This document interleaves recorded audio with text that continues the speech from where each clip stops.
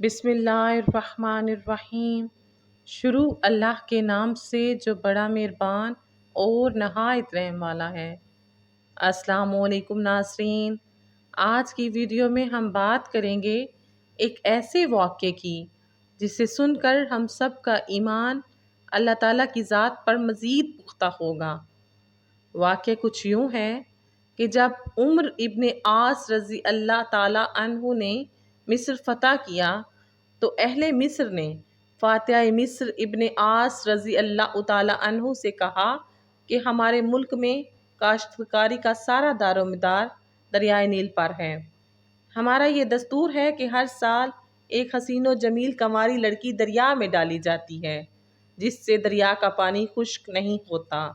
اگر ہم ایسا نہ کریں تو دریائے نیل خشک ہو جاتا ہے اور قحط پڑ جاتا ہے۔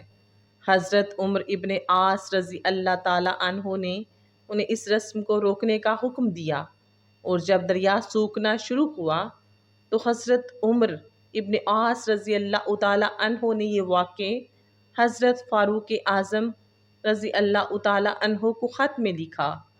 جواب میں آپ رضی اللہ تعالیٰ عنہ نے تحریر فرمایا کہ دین اسلام ہمیں ایسی وحشیانہ اور جاہلانہ رسموں کی بالکل اجازت نہیں دیتا، اور آپ رضی اللہ تعالیٰ عنہ نے دریائے نیل کے نام ایک خط لکھ کر بھیجا جس کا مضمون یہ تھا: بسم اللہ الرحمن الرحیم، یہ خط اللہ کے بندے عمر بن خطاب کی طرف سے نیل مصر کے نام ہے۔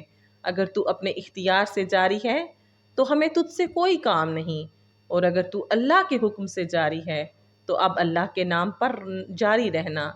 جب خط کو دریائے نیل میں ڈالا گیا تو دریائے نیل بڑھنا شروع ہو گیا۔ پچھلے سالوں کی نسبت اس سال 6 گز زیادہ بڑھا اور اب تک نہیں سوکھا۔ اللہ اکبر، سبحان اللہ۔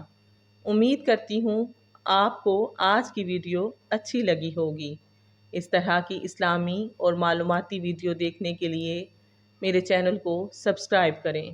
دعاؤں میں یاد رکھیے گا، اپنا بہت خیال رکھیے گا۔ اجازت دیجیے، اللہ حافظ، اللہ نگہبان۔